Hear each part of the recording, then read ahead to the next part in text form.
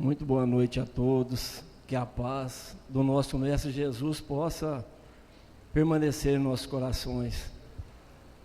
Para a gente poder estar falando alguma coisa de doutrina, nós sempre enfocamos que a doutrina está vinculada direto com Jesus. Se falarmos da doutrina deixando Jesus de lado, estamos falando errado. Então nós vamos falar de Jesus colocando a doutrina, fica mais fácil. No livro A Caminho da Luz, cita que por 2 vezes os Cristos do Senhor se reuniram. Está dando uma interferência, viu? Por 2 vezes os Cristos do Senhor se reuniram próximo ao orbe. A primeira vez foi quando foi criado o planeta, quando foi criado o nosso planeta, planeta Terra.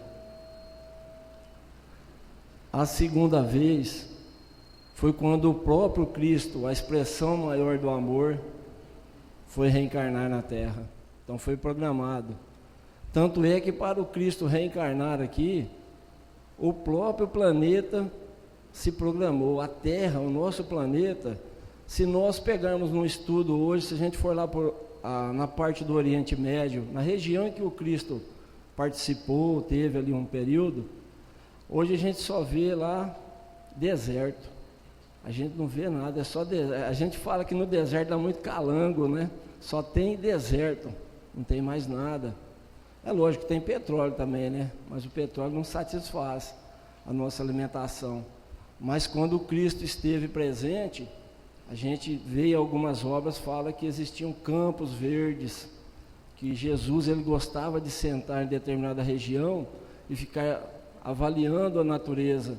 Então, a própria natureza se preparou para recebê-lo, para poder estar recebendo o Cristo. Aí nós vamos começar a entender a expressão do amor, porque se para uma pessoa nesse gabarito a natureza se prepara, automaticamente ele tinha os méritos. E é nesses méritos do Cristo que nós vamos tentar ajustar nossas vidas. Quando ele coloca lá que ele é o caminho, a verdade e a vida, ele direciona o comportamento. Então, para a gente entender o amor, porque a dificuldade nossa maior aqui no planeta é ainda entender o amor, ou seja, ser amado. A gente sofre às vezes pela rejeição, e a gente às vezes sofre porque a gente não consegue dar amor para o semelhante. Quando a gente não dá, automaticamente não recebe. E geralmente a gente só dá aquilo que tem. Se a gente não tiver o princípio do amor em nosso coração, a gente não consegue. Sofremos, a gente sofre um pouquinho porque não consegue dar amor. E sofre porque quer ser feliz. A felicidade, ela assola a nossa vida. Judia a barbaridade da gente. Conta que 100 anos antes do Cristo, existia um profeta por nome Gemai. E esse profeta era tido uma pessoa de bem. Era um rabino na região em que ele estava ali em Jerusalém. Muito querido, conhecia os ensinamentos.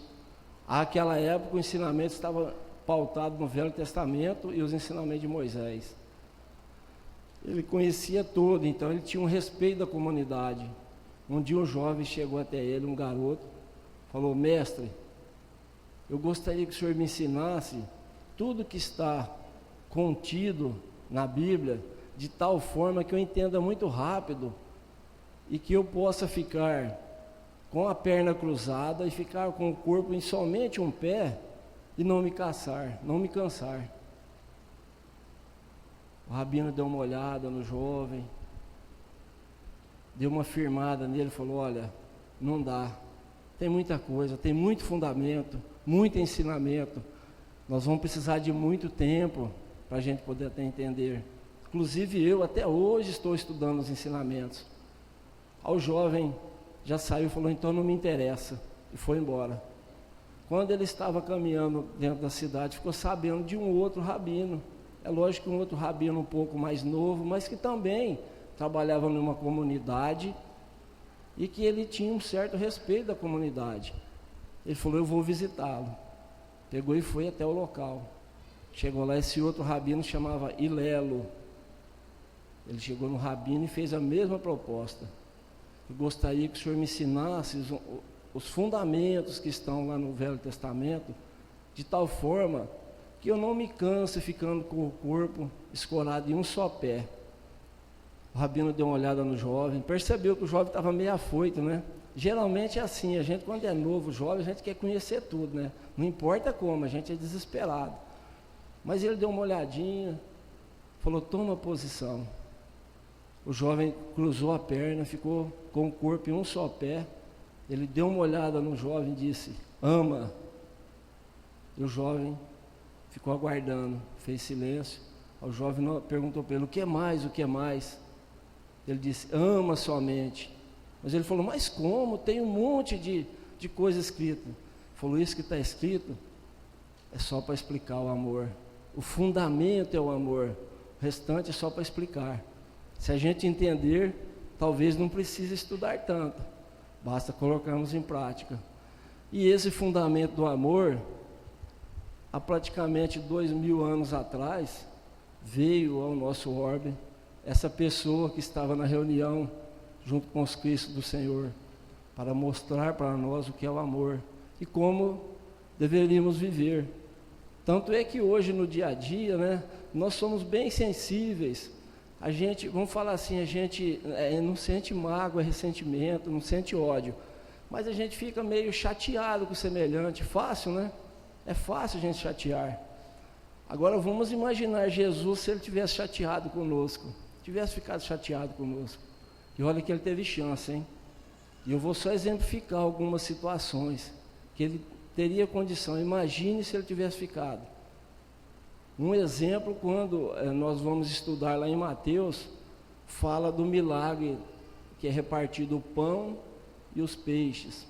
Quem já estudou, quem já leu, bem interessante. E eu acredito assim, vamos falar em volume, eu acho que foi o maior milagre, porque ele alimentou 3.000 pessoas, fala de 3 a 5.000 pessoas. Então tinha bastante gente seguindo Jesus. O seguiam, o ouviam.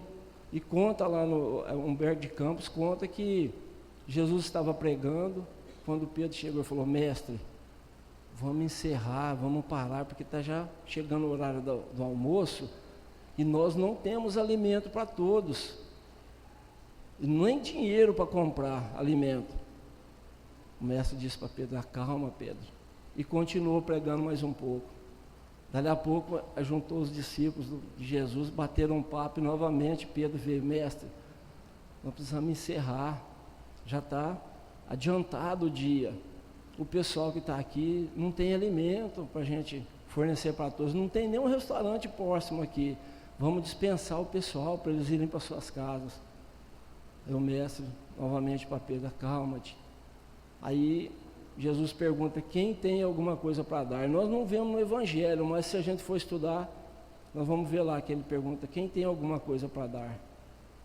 Aparece um jovem com um cestinho lá e uns pães e um peixe.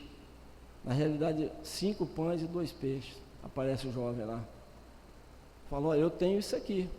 É lógico que esse alimento para 3.000 pessoas não dava, nem a escama, não dava uma escama para cada um dos peixes, a quantidade de pessoas.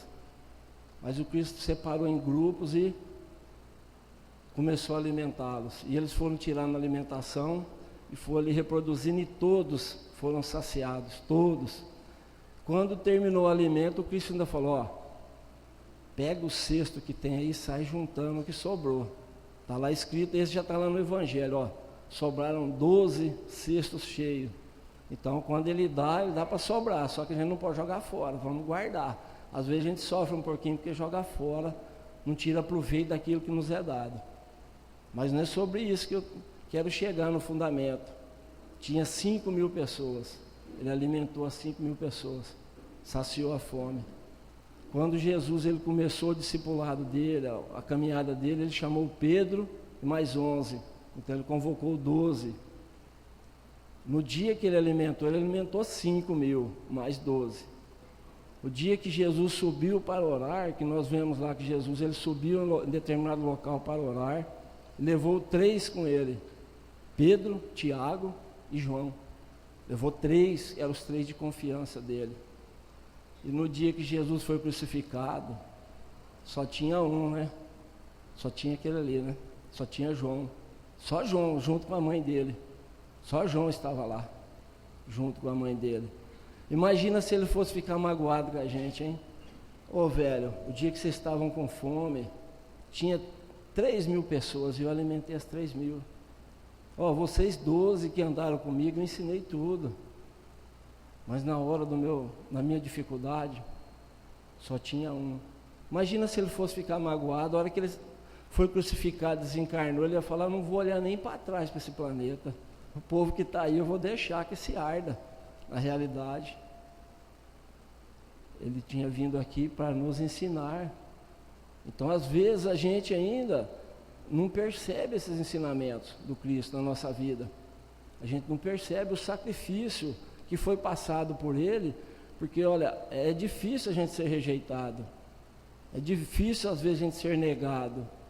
E, principalmente, né, é muito difícil quando a gente é colocado para trás, a gente é trocado por outro. Ninguém gosta de ser trocado no dia a dia.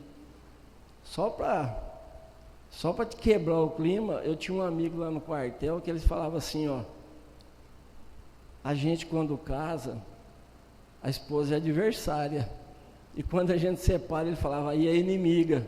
Então, às vezes a gente está junto, né, e de repente, numa certa dificuldade, vira inimigo. Caminhamos juntos 30 anos, de repente há uma separação, desmembra alguma coisa, a gente se torna inimigo.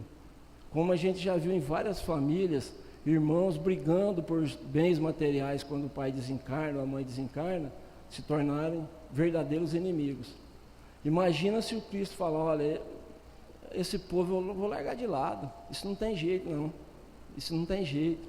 Mas não, ele não se preocupou com isso, ele preocupou em deixar ensinamento, tanto é que um pouco antes dele sair, dele deixar, ele pediu para que um deles permanecesse tomando conta do planeta. Ó, eu gostaria que você ficasse cuidando desse meu povo aqui, ficar cuidando dessas almas que estão aqui, até que um dia eu volte. E ele deixou um deles administrando até hoje, auxiliando, sendo contato direto com ele. Aí nós passamos por aqui, nos é dado a chance de reencarnarmos aqui novamente, corpinho sadio, corpinho perfeito. É lógico que dentro de certas dificuldades que são necessárias para o nosso crescimento. Às vezes a pessoa abraça a doutrina, a gente vê alguns amigos dentro da doutrina falar, né, que a gente vai pelo amor ou pela dor. Na realidade, a dor é só a ferramenta para fazer a gente chegar, depois a gente continua pelo amor, porque amar é bom, amar é gostoso. Não é gostoso ser amado? Quando a gente chega num ambiente que a gente sabe que as pessoas nos respeitam, nos amam, a gente quer ficar por ali. Às vezes a gente cria um clima tão hostil no dia a dia da nossa vida e não percebemos. Aí na trajetória nossa, lá na frente, já vamos falar na meia idade para frente, a gente vai encontrar as dificuldades do que criamos hoje. Então, se nós começarmos a entender isso, às vezes a gente já está aí com cabelo branco, ou aquele que já não tem cabelo mais, que já perdeu, já estão bem adiantado a idade, mas há tempo da gente estar ajustando, há tempo. O Cristo mostra também, o Cristo mostra que nós temos a chance a todo momento, e talvez até no último instante de nossa trajetória, Ele nos dá ensinamento. No momento em que Jesus estava sendo crucificado, já contei essa história. Um dia eu achei interessante, né, falar dos 2 ladrões que estavam lá. Tinha 2 ladrões, um mau e um bom. Se a pessoa é ladrão, não tem como ser bom, porque ela está lesando alguém. Quem lesa, dificilmente tem o entendimento de ser bom. E fala lá que na hora do desencarne, na hora já quase do desfecho, um deles, aquele que é tido como mau ladrão, fala, ó, Jesus, fala para o teu pai lá, que é o mestre, mandar o exército dele de anjo e acabar com esses romanos e tirar nós daqui. Jesus ficou quieto. Aí o outro que estava bem ao lado, esse eu decorei o nome, que chama Dimas, porque tem no Evangelho, mas o outro, que era mau, não tem no Evangelho. Fui pesquisar, chama Gestas. Aí eu fui achar num livro da doutrina espírita, na doutrina tem uma história sobre o Gestas. Fui pesquisar para localizar. O outro pegou e falou: fulano, não fale assim com ele não. Ele não merece estar aqui. Agora nós, quando ele fala isso, ele fala nós, ele reconhece que tinha erro. Ele falou: nós merecemos essa situação. Nós merecemos. Então ele passa a reconhecer. Quando a gente começa a reconhecer o erro na nossa vida, que a gente é passivo de erro, que praticamos o erro, a gente começa a crescer. O início do nosso crescimento está nesse momento, porque a gente começa a entender que erramos. Muitas vezes a gente se coloca numa posição de tal forma que nada nos atinge. Passamos uma certa dificuldade quando desencarna. Então o ideal é que nós começamos a nos vergar, a nos dobrar, a entender o semelhante, e entender que erramos, somos passíveis de erros, e que o semelhante erra, mas não erra com interesse ou com o intuito de prejudicar, porque nesse planeta, na atual conjuntura, a maioria das pessoas que estão reencarnadas aqui, são poucas que estão espiando, a maioria de nós estamos aqui passando por provinha, a expiação nossa já ficou para trás. Uma boa parcela de nós estamos aqui sendo provados e não expiados. A expiação é bem diferente. Quem tiver interesse um dia, lê a história do Chico. Chico conta sobre Dona Conceição, vai entender o que é expiação. Aí a gente vai bater palma, falar: nossa, minha vida é excelente, tenho uma vida excelente. Quem tiver a oportunidade um dia, busque informação sobre Dona Conceição, amiga da mãe do Chico. Tem uma história muito boa. Mas Jesus, quando ele passa aqui, ele vem trazendo ensinamento. Mas a doutrina lá na frente, o Kardec, através dos amigos espirituais, aqueles amigos que o orientavam, que eram todos ligados com o próprio Cristo, tanto é que nós sabemos que um dos que participaram da mensagem do Livro dos Espíritos, do Evangelho segundo o Espiritismo e toda a obra da doutrina espírita, João, aquele João que batizou Jesus, aquele que era primo de Jesus, João participou assiduamente desse trabalho, tinha conhecimento de causa, tinha convivido com o mestre, então ele sabia qual era o objetivo que nós tínhamos para poder almejar ou chegar, e sabia também que era um objetivo de sacrifícios, até nós entendermos. Tanto é que João, lá no Evangelho, a gente ouve falar de João e ele só pregava no deserto, e a única coisa que João falava: arrependei-vos. Ele chamava a gente para se arrepender, mas arrepender do quê? Às vezes a pessoa fala: mas eu vou arrepender do quê? Eu não tenho nada para arrepender. A pessoa fala: minha vida é um cristal, está tudo limpo. Mas ele chamava para a gente arrepender, sim, de algumas coisas que estão armazenadas dentro de nós, que nós não colocamos para fora. E na realidade é isso que mata o ser humano. É isso que vai matando nós devagarzinho, aquilo que está guardado lá dentro. Aquilo que está o quê? Nos corroendo por dentro, correndo dentro de nós. Aí está armazenado lá no nosso subconsciente, fica guardadinho lá. Quando a gente tem a chance, a gente coloca para fora. Eu falo sempre, né, a gente comenta com os garotos aí que participam de um trabalho aqui na casa, que todos nós temos um leãozinho dentro de nós. E com o tempo esse leãozinho vai ficando manso, ele vai ficando deitado lá quietinho. Quanto mais eu trabalhar no bem, quanto mais eu estudar, buscar relacionamento, mais manso o leão vai ficando. Vai chegar uma hora que ele vira gatinho, só que é um leão. Se a gente dá uma pisadinha no rabo dele, ele grita, ou ruge e dá uma patada. E às vezes a patada do leão acaba com a nossa trajetória. Então é bom a gente começar a avaliar que ponto que o leão meu está, onde o leãozinho está guardado. Porque todos nós temos um ponto de acionamento, todos nós temos um botãozinho lá que tira do sério. Se alguém aqui dentro falar que não tem, está mentindo. Todos nós temos. Então nós temos que lutar com isso. Nós vamos lutar com essa imperfeição nossa, para a gente poder estar crescendo. Então nós precisamos descobrir. Agora é interessante, né, que a gente abraça a doutrina, mas tudo que nós vemos a gente acha que é errado. determinado ponto de conhecimento, a gente começa a achar que é errado o comportamento do outro. Fala que um dia um pastor vinha chegando na igreja, ele chegou na porta da igreja, abriu a igreja e ele saiu na frente da igreja e tinha um senhor sentado num banco da praça chorando, mas chorando muito, com a cabeça baixada e chorando demais. Ele foi lá consolar a pessoa. Ele pegou e foi lá consolar, falou, vou dar uma consolada, né? Essa é a função nossa, é consolar o semelhante. Ele foi lá, sentou, abraçou, falou, ô meu irmão, o que está acontecendo, que você está chorando? Ele pegou e falou, rapaz, eu estou muito triste, muito desanimado. Mas por que, meu irmão? Não, sabe o que acontece? Eu sou uma pessoa que tem um nome, muitos me conhecem. E o que acontece é que o pessoal dessa igreja, que frequenta essa igreja aí, e eles têm um monte de pessoas que fazem um monte de coisa errada. E eles falam que sou eu que faço. Tudo eu levo a culpa. Tudo eu sou culpado. Falou, então, meu irmão, então nós precisamos levar essa solução lá para eles, né? Saber, te apresentar. Ele falou, não precisa apresentar. A maioria deles me conhece. Aí ele se apresentou, né? Se apresentou quem era. Geralmente lá na igreja católica a gente fala que é o diabo, né?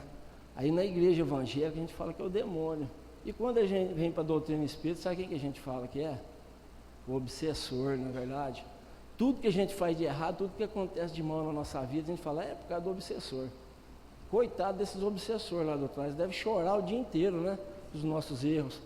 Deve sofrer mais que nós. Porque a gente faz o quê? Nós queremos achar uma válvula de escape para a gente não estar mudando o comportamento. Aí a gente joga para o obsessor. E na realidade, a hora que a gente entender que a maioria das dificuldades foi por nós mesmos provocadas, nós começamos a mudar comportamento, começamos a melhorar nosso comportamento. E para a gente estar melhorando, nós temos que estar trocando. É uma troca. Começa a trocar aqui dentro. Começa com o pensamento. Se eu não começar a mudar meu pensamento, aquilo que eu penso, como eu quero agir, eu continuo na mesmice, eu continuo fazendo aquele mesmo comportamento que alguns séculos a gente vem trazendo no dia a dia. Aí nós precisamos começar a mudar. E para a gente mudar aqui, nós temos que começar a colocar coisas novas. Se eu não começar a pensar coisas boas, começar a ter um comportamento novo, eu não consigo mudar. Um exemplo de querer mudar é vocês aqui hoje presentes. Poderiam, com esse calorzão, a gente poderia estar lá em casa, né, sentado na frente da TV, assistindo a novela. Eu nem sei que novela que passa, mas outro dia até ouvi um comentário que tem um cara na novela que ele está deitando e rolando. Parece que na internet só dá ele 100% de audiência. Eu nem sei o nome, mas a gente poderia estar lá assistindo agora, né, tranquilinho, gostoso, assistindo a novela, tomando um suquinho gelado, outros tomando até uma cervejinha gelada, não é verdade? E tem gente mais maluca que nós. A gente é meio maluco, a gente fala, eu vou no centro, né, eu vou lá assistir uma palestra, ouvir alguma coisa, mas tem gente mais maluca. Tem uns aqui no centro que depois da palestra, sabe o que eles fazem? Eles vão levar sopa aí na rua, tudo louco, né, tudo maluco. Ó, que maluquice, o cara vai pegar, vai levar sopa lá na rua. Aí a hora que a gente desencarna, a gente chega e fala, bom, onde eu vou chegar, vou encontrar fulano, ciclano, né? Aí você chega, a hora que você dá uma olhadinha, fala, mas fulano não está aqui, ciclano não está aqui. Aí você dá uma olhada e fala, mas eu acho que eu também não devia estar aqui não. Aí você dá uma pesquisada, essas pessoas, esses malucos que a gente acha que é maluco, estão lá na frente esperando a gente, lá no fim da estrada. Falou, Donizete, ainda tem muito chão para você andar. Então é bom a gente começar a prestar atenção a que ponto que nós vamos parar, aonde nós vamos chegar. Senão a gente fica patinando. O ditado e a garotada fala, a gente patina na maionese, né? Por quê? A gente sabe o que é certo e não faz. E Deus, como é a sabedoria suprema, o grande arquiteto, quando Ele nos criou, Ele sabia que num grupo de 100, talvez 99 conseguisse estudar, conseguisse pegar os ensinamentos, a Bíblia, o Evangelho, o Livro dos Espíritos e outros livros, e conseguiria estudar. A pessoa estudar e falar, esse é o fundamento, aquele fundamento que o Ilelo passou, esse é o fundamento. Mas ia ter um dos 100 que não ia conseguir estudar. Talvez esse ia ficar morando lá no sítio, não ia ter chance de ir na escola, ia só carpir roça. Aí como é que esse ia fazer perante o tribunal de Deus? Ele ia chegar e falar, mas o senhor não foi bom comigo. Para os 99 o senhor deu condição de estudo, deu todas as estruturas, e para mim o senhor só me deu uma enxada e mais nada. Ia ser uma condição de discussão, né? Ia ser o quê? Vamos colocar assim, entre parênteses, uma interrogação. Mas aí Deus, na sabedoria suprema, o que ele fez? Ele pegou o ensinamento e falou, não, eu não posso pôr no papel. Eu tenho que colocar em algum lugar que todos saibam. Se pegarmos o livro dos Espíritos, fala onde colocou. Ele colocou dentro da nossa consciência. Dentro da nossa consciência, ele colocou os ensinamentos. Aí ele deixa o nosso critério. Fulano, está a teu critério. Fazer ou não fazer. Fazer o certo ou o errado. A teu critério. Só que tem resultados. Os resultados também serão colhidos no dia a dia. No dia vindouro serão colhidos. Então o Cristo vem complementando esses ensinamentos. Às vezes a gente, no dia a dia, a gente fica estressado, né? É muito normal. A gente, às vezes, corre, tem uma correria do dia a dia, a gente estressa. Quando estressa, a gente fica, vamos falar, que nem uma bexiga extremamente cheia. A gente, se encostar uma pontinha da agulha, explode. A gente, às vezes, fica estressado, fica fora do normal. Quando nós passamos por dificuldade, a gente fica agitado, fica temeroso, fica com medo. E o Cristo, ele dá um ensinamento desse para a gente poder estar amenizando. Ele coloca uma palavra bem interessante que eu busco colocar em minha vida quando eu entendi esse ensinamento de Jesus. E fui achar também na doutrina esse ensinamento. Mas Jesus, depois dele ter pregado, conversado com o pessoal, ele entrou num barco e foi atravessar o mar da Galileia. Esse mar é um estreito que tem lá que dá 5 quilômetros de largura. E de vez em quando, à noite, surge um vento muito forte. Principalmente na época de verão, surge um vento forte e forma algumas ondas. E o Cristo deitou lá na popa do barco, estava descansando. Quando ele estava no meio, atravessando o meio do estreito lá, começou a ventar. O vento ficou forte, forte. Estava com eles ali os seus discípulos que o acompanhavam. Um deles veio e falou, mestre, acorda porque o barco está meio desgovernado, a coisa está ventando muito. Está ventando muito. Ele ficou tranquilo. Aí veio Pedro, que o Pedro, pelo que eu entendo, assim, que eu gosto de ler e analisar o comportamento, o Pedro devia ser um cara brutão, um cara bom, barbaridade, mas era brutão, falava, ele não tinha vergonha de falar aquilo que ele pensava. O Pedro era igual a nós, né? Ele não tinha vergonha de falar, certo? Ele era, e Pedro chegou gritando, né? Vamos sair, o barco está à deriva, a deriva já não tem mais controle. Às vezes a vida da gente está desse jeito, não tem mais controle, está à deriva, está bagunçado. Ou não está à deriva, vai afundar, vai afundar. Fala que Jesus levantou, esse está no Evangelho de Lucas. Jesus levantou, deu uma olhadinha naquela ventania e ele só ergueu a mão e falou uma palavra bem interessante, falou, acalma-te. Tem um livro na doutrina que chama Acalma-te. Quem puder, tiver um tempinho de ler, é interessantíssimo. Ele só ergueu a mão e falou, acalma-te, tenha calma. Fala lá no Evangelho que naquele momento a água virou virou um tapete. Ele deve ter voltado a dormir, né? Mas ele falou, acalma-te. E a gente às vezes está passando por turbulência, por uma série de dificuldades no dia a dia, uma série de dificuldades. Tanto no trabalho que nos pressiona, como em casa, em relacionamento, no dia a dia, o que a sociedade nos cobra, ou aquilo que a gente deixa de fazer no dia a dia também, com a nossa consciência, a gente vai passando por aquelas tribulações. Aí a gente fica naquele desespero, aquela loucura. Se a gente lembrar, bem facinho, acalma-te. Recua, sai fora, fica fora. Na hora que a gente sai fora, a gente recua, às vezes a gente dá risada, a gente dá uma olhadinha, acha até graça, falar, nossa, eu estava no meio daquele bolo, estava no meio daquela bagunça. Quando passa, a gente não acredita que passou.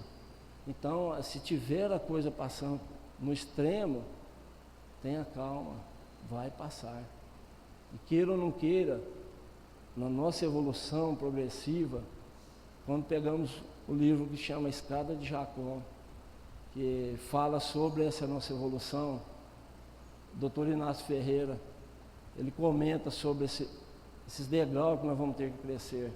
E o primeiro degrau que ele prega lá, ele fala, ele orienta, chama paciência.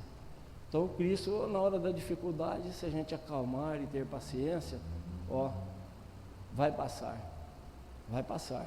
Só para exemplificar, o Chico fala que um dia chegou uma senhora até ele e falou: Chico do céu, eu estou passando por uma série de dificuldades, a coisa está difícil, eu pulo para um lado, pulo para o outro, dificuldade em casa, dificuldade com a família, uma série de dificuldades, eu não sei mais o que eu faço.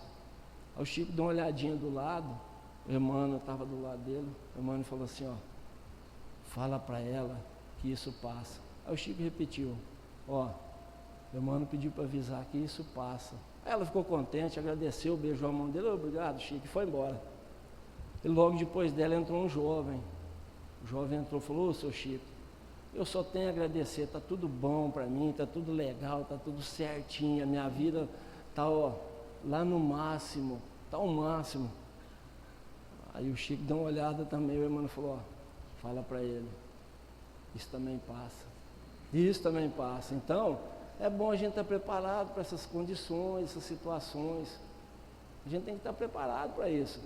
Na abastança, quando a coisa está boa, nós temos que nos preparar espiritualmente. E como que eu vou me preparar espiritualmente? Relacionando com o meu semelhante. Não tem como, não adianta eu armazenar coisa material. É bom você ter uma estrutura material, mas você tem que angariar amizade, respeito do semelhante, companheirismo. Isso vai dar estrutura lá na frente. Na hora que tiver abaixando, é essa estrutura que vai nos solidificar, que vai dar o quê? Sustentação, que é necessário. A nossa evolução, alguns que estudam na parte física, fala que ela faz desse jeito, que não é uma onda, uma hora aqui embaixo, outra hora no meio, outra hora lá em cima, então ela está sempre oscilando. E realmente, se a gente for analisar, o nosso amigo espiritual, eu não falo que todos nós sempre temos alguns amigos. Quando vamos reencarnar, a gente se programa, temos o nosso anjo da guarda, né?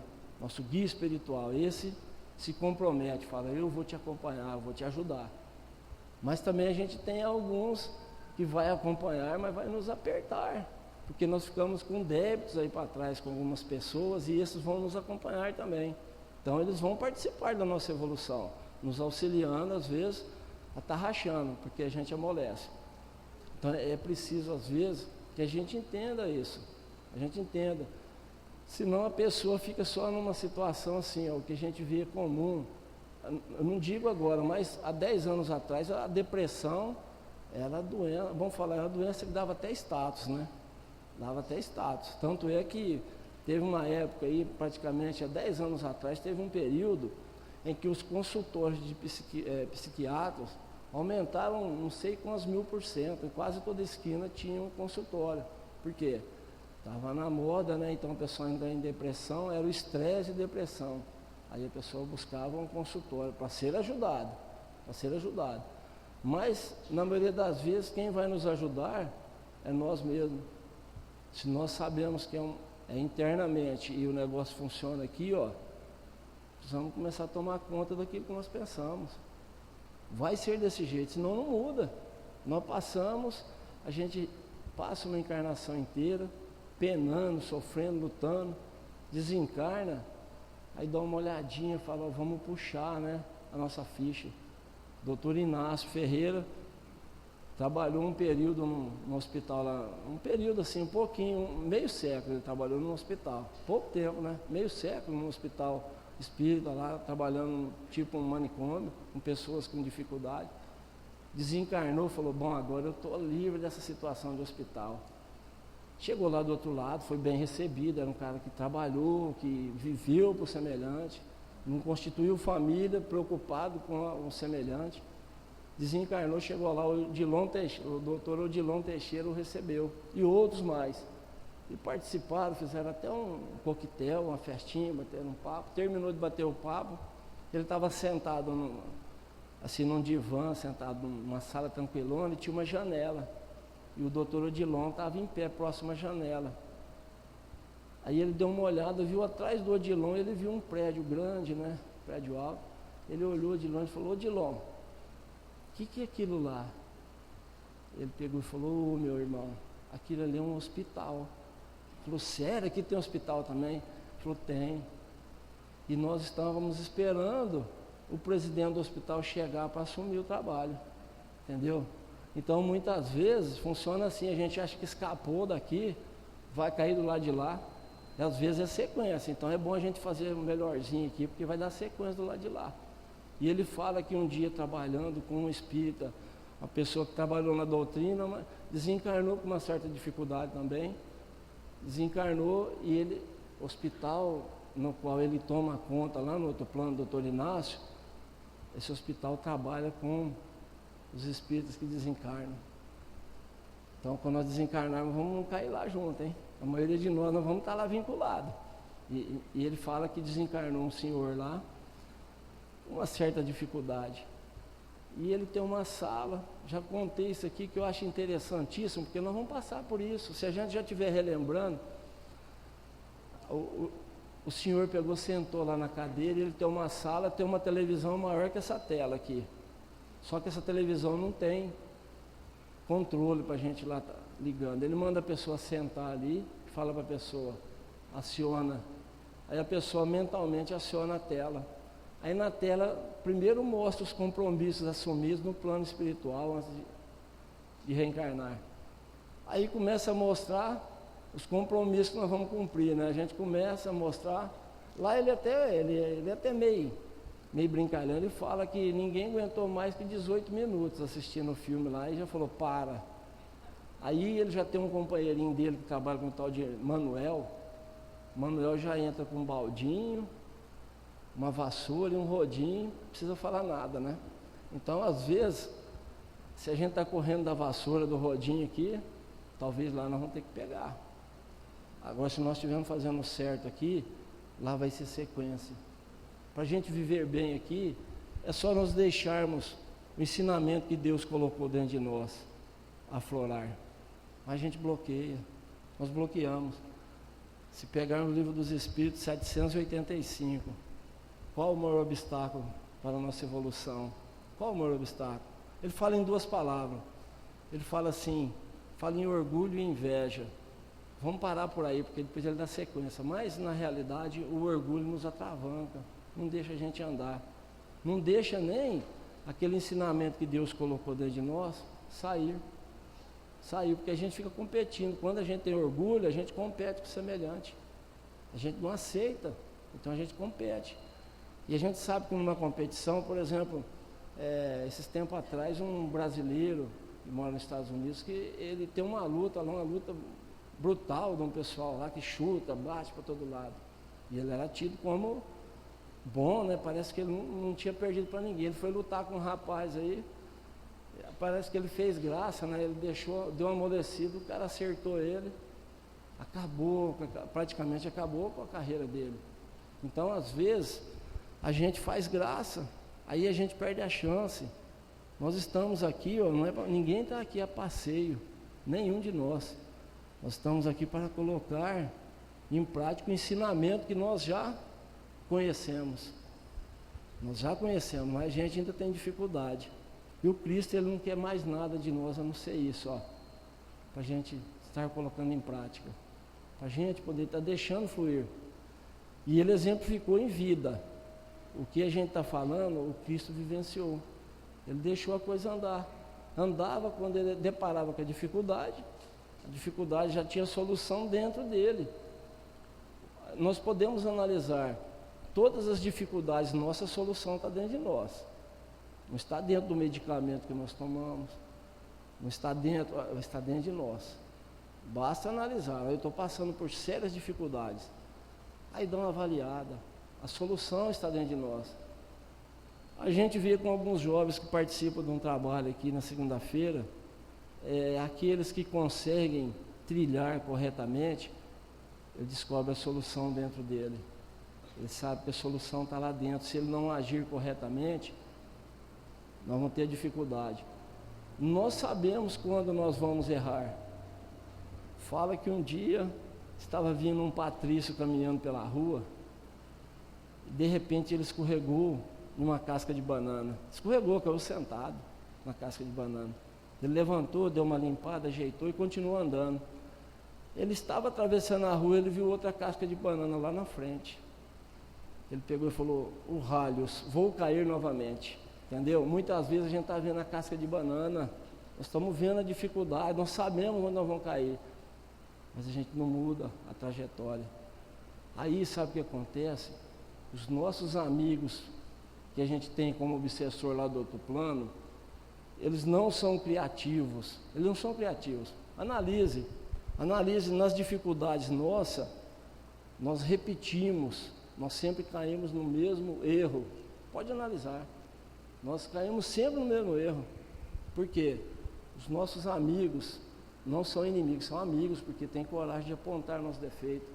Eles sabem os nossos erros, então pode ver que é uma repetição. A gente só muda o dia, a hora, o instante e a pessoa, mas o comportamento, aquele que é sem educação, ele pode colocar uma pele de carneiro em cima. O dia que pisar no calo dele, ele vai ser sem educação, porque ele não controlou dentro de si. Aquele que consegue falar mal da vida do semelhante, ele pode estar no melhor local do mundo com as melhores pessoas. Se tiver chance, ele vai colocar em prática. Entendeu? Funciona desse jeito para o nosso comportamento. Então é facinho, poxa, é só a gente prestar atenção. Onde que eu tenho dificuldade? É aqui, a casquinha de banana é aquela lá. Ah, é ali, ó, a casquinha de banana está aqui. Para a gente não estar caindo. E o Cristo veio e trouxe para a gente o evangelho dele. A doutrina vem e traz mais fácil ainda, porque ó, o Kardec, sabe o que ele fez? Ele pegou todos aqueles ensinamentos, sintetizou e colocou mais facinho para a gente. Ele colocou numa situação, ó, uma situação. Primeiro ele fala: espíritas, amai-vos e instruí-vos. Beleza, vamos nos amar, vamos instruir. Mas ele fala assim, ó, fora da caridade não tem salvação. Fora da caridade. A doutrina nos chama para isso, para a gente estar sendo que caridoso. Quando a gente é caridoso conosco mesmo, automaticamente vai ser com o semelhante. E para a gente estar encerrando, conta que está no livro Irmão X, psicografia de Irmão X, através do Chico, uma historinha bem interessante. Fala que o pôr do sol estava bem bonito na cidade de Jerusalém, e à porta do templo de Salomão, um homem contemplava o pôr do sol, prestando atenção, quando uma mulher a cercou junto a ele. Chegou próximo e disse: estrangeiro, eu gostaria de convidá-lo para o meu aniversário. Hoje estou fazendo aniversário e vou dar uma festa em minha casa. Gostaria de convidá-lo.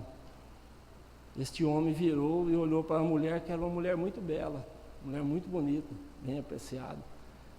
Ele olhou e respondeu para ela: hoje eu não posso. Mas a indagação dele fez com que ela falasse: eu sei que tu és estrangeiro, porque vejo em seus cabelos longos, a sua barba longa, seus pés ainda sujos pela poeira e pelo suor da estrada, e sei que tu és nazareno. Então novamente te convido para ir ao meu aniversário. Estarei dando uma festa. Por sinal, hoje até rejeitei a parceria de um general romano e de um alto sacerdote. Gostaria que tu viesses. Novamente ele olha para a mulher e fala: hoje eu não posso. Ela: estrangeiro, eu gostaria de te falar que eu sou uma mulher de posses. Eu vendo prazeres. A minha casa é repleta de bens materiais. Eu tenho tudo que eu quero a meus pés. Se você quiser participar, eu colocaria uma escrava à sua disposição, para que possa banhá-lo, enxugar o seu corpo com seus cabelos. e você não precisará pagar nada. Novamente ele olha na mulher com um olhar firme e fala: hoje eu não posso, um dia quem sabe. E ela responde: estrangeiro, a minha vida não tenho amanhã, eu vivo do hoje, eu vivo da ilusão. E aí ela confirma com ele e fala: e sei que tu és nazareno, que não deve deixar essa festa. Ele novamente responde: um dia, que não está muito longe, eu irei visitá-la. E ela, sentindo humilhada perante a pessoa, ela baixou a cabeça e perdeu no meio da multidão. 2 anos se passaram. Uma certa manhã, um homem estava pregando junto ao poço de Betesda, quando uma senhora já de idade avançada chega até ele, fala alguma coisa em seu ouvido e pergunta: você vem? Ele fala: sim, eu irei. E a mulher sai na frente cortando a estrada, e ele sai atrás, até que eles chegam numa furna de serra. Ela mostra uma caverna e fala: aí dentro, Senhor, aí dentro. E esse homem adentra. Quando ele vai adentrando, a claridade do sol com a escuridão da caverna embaça as nossas vistas. Então ele vem tocando nas paredes, até que ele toque uma cabeça e sente em suas mãos a cabeça toda molhada, empapada de suor. Desce as suas mãos até a face daquela pessoa que estava sendo tocada e percebe alguns lepromas na face. Aí a pessoa responde: alto, quem vem lá? O que queres de mim? E ele continua, ele abaixa próximo. Ela fala: se queres perfume, já não tens mais. Se procuras amor, a facilidade, já não posso dá-los mais. Ele abaixa até ela e fala: venho atender o seu pedido. E abraça.